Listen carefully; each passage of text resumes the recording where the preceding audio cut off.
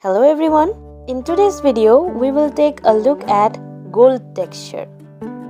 It is going to be kind of similar like the video I made on painting metal, but there will be different aspects that we're going to discuss in today's video. So without further ado, let's get into it. So the first thing we need to take a look at is the colors. These are the colors that I have used for this video, but there are other variants.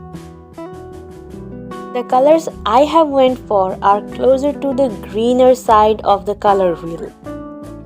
But you can choose colors which are closer to red for a more warm look. Personally, I like a bit less warm gold color, so I have done that. Now we have this black rectangular box that I'm going to turn into a gradient. So first, let's start with filling it up with the midtone.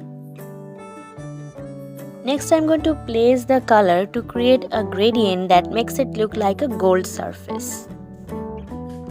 If you want to understand what is the reasoning behind making such kind of gradient, I would suggest you to watch the how to paint metal video. Basically what I'm doing is repeating the shadow, highlight and mid-tone in a way that it creates a gradient when I blur them. The speciality of this gradient is the highlighted parts are much more visible than the shadow parts. It's because gold is a shiny metal, so of course the highlighted part and the mid-tones are going to be more bright and shiny. The shadow part is going to cover less area compared to the rest.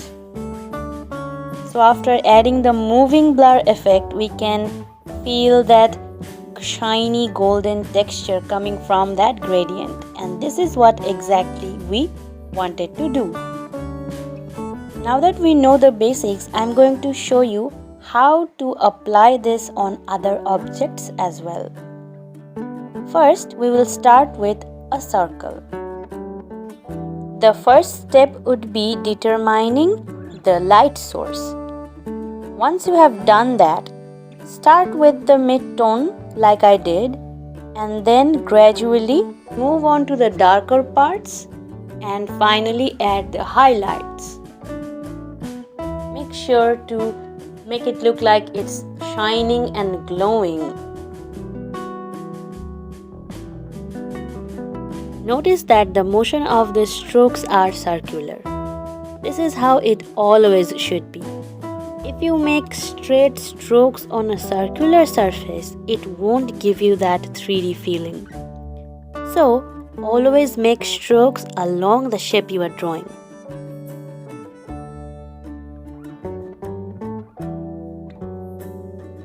Also notice that I am adding some lighter color to the bottom part of the circle. It's actually the reflected light. The light source is not hitting it directly. It's hitting the surface below the circle, and that surface is reflecting the light on the bottom part of the circle. So this is a soft kind of light, an ambient light, not a very crisp one. So make sure that you don't make it too crisp or too bright. Keep it soft. On the other hand, the edge of the top right area is going to have crisp, hard light. You can use a mixer brush to blend out the intermediate zones, but I have used just the eyedropper and less opacity method for blending. Once you start realizing that reducing brush opacity can do wonders, you will never go back. It's really better to keep your brush opacity somewhat low to medium until and unless you need to fill up some area with solid color. Now we have successfully turned it into a 3-dimensional sphere from a 2-dimensional circle. To show you a super cool trick to add crispy metallic texture to the surface. All you need to do is take a brush that has some good grungy texture, or it's like a rough brush. For example, here I have used the flat brush. You can also use airbrush particle or charcoal brush or chalk brush, any brush that has some kind of texture going on. All you need to do is smudge random areas all over the surface. Please understand that this is not mixing the colors. This is just a rough smudging. I am using high opacity of the smudge brush because I can control the pen pressure using my stylus. But if you are finger drawing, you might have to regulate the brush opacity manually to control the intensity of the smudging.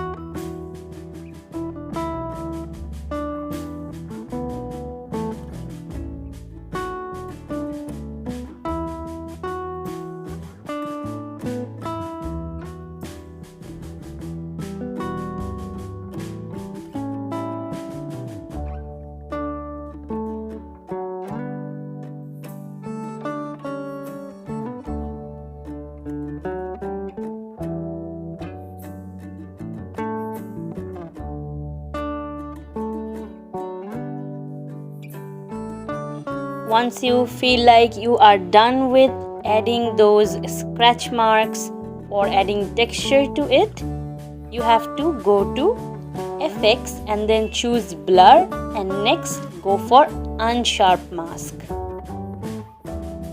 Pick an intensity you prefer, and I'm sure you would be able to see those little scratches creating a texture on the surface. I absolutely love unsharp mask because it gives the brush stroke some prominent feature. Next, I'm going to show you a shinier gold surface with no such scratches or bumps going on. So here we have this ring-like structure that I'm going to color by starting with adding the mid-tone. Imagine if the rectangular gradient strip from earlier was bended and turned into something circular. That's how we are going to apply the colors here. And the light source is same as before. So the diagonal part from the right side is going to be brighter than the rest of the area.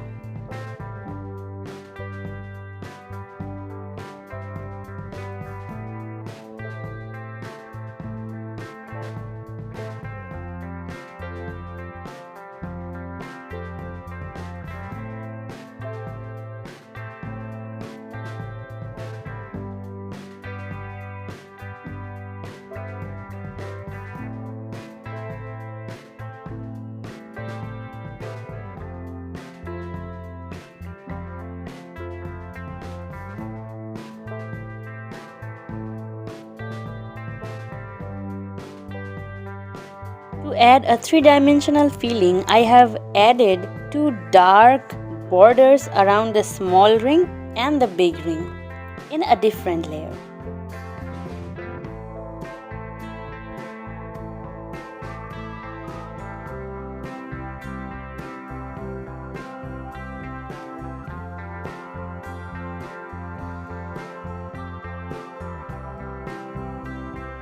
Finally, to top it off, we will take another layer with add blending mode and drop some bright color on the highlighted part to make it more shiny. And that's it. Now we have a super shiny golden ring. Now for the final segment, I'm going to give you a demonstration by painting a simple medieval headgear by applying the same technique as before. To make things easier and less messy, I have divided the two important parts of this headgear in two different layers. And I have also turned on the alpha lock option so that I do not spill out the colors. I started with a hard round brush for the initial colors and then used pen fade brush for blending. Always remember to paint along the shape, figure out the light source and think of the gradient while painting gold texture. So, I hope you enjoyed the process and I'll get back to you soon.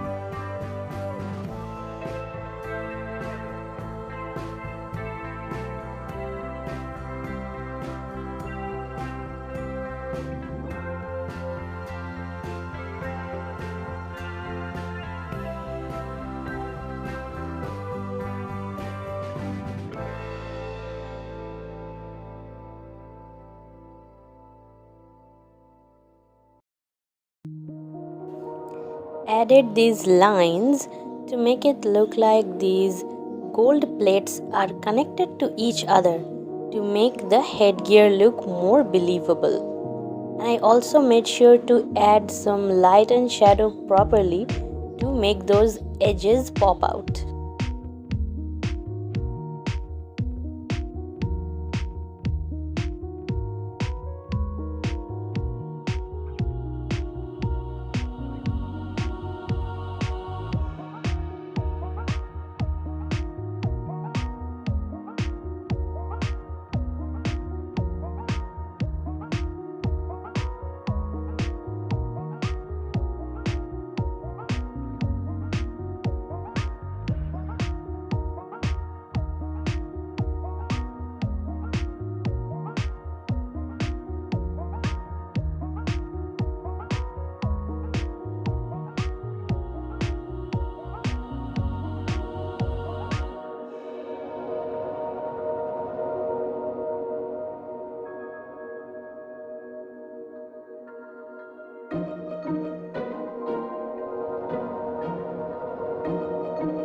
Similar to the golden ball we have made before, I have added some hard highlights at the edge of the right side. Now it's time to add texture to the surface. This time I have used two brushes.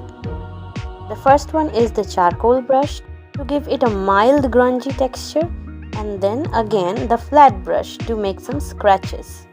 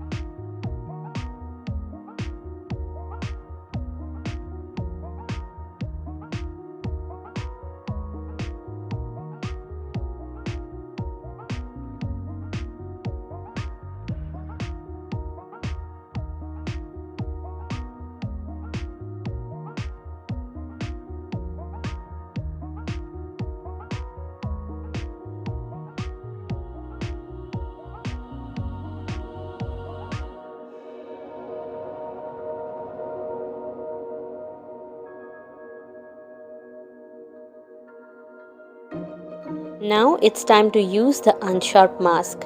Make sure to use it when you are completely done with the art. It's like a post-production thing, so after you are completely done with everything, then only you should go for it. And now we have a texture that has noise and scratch at the same time.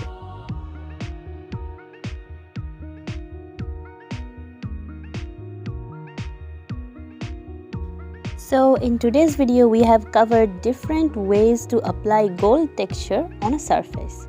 Hope it was a good learning experience for you. And also let me know in the comments if you want to see more studies on any other metal or any other materials. So that's it for today's video. I will see you in the next one. Till then, take care.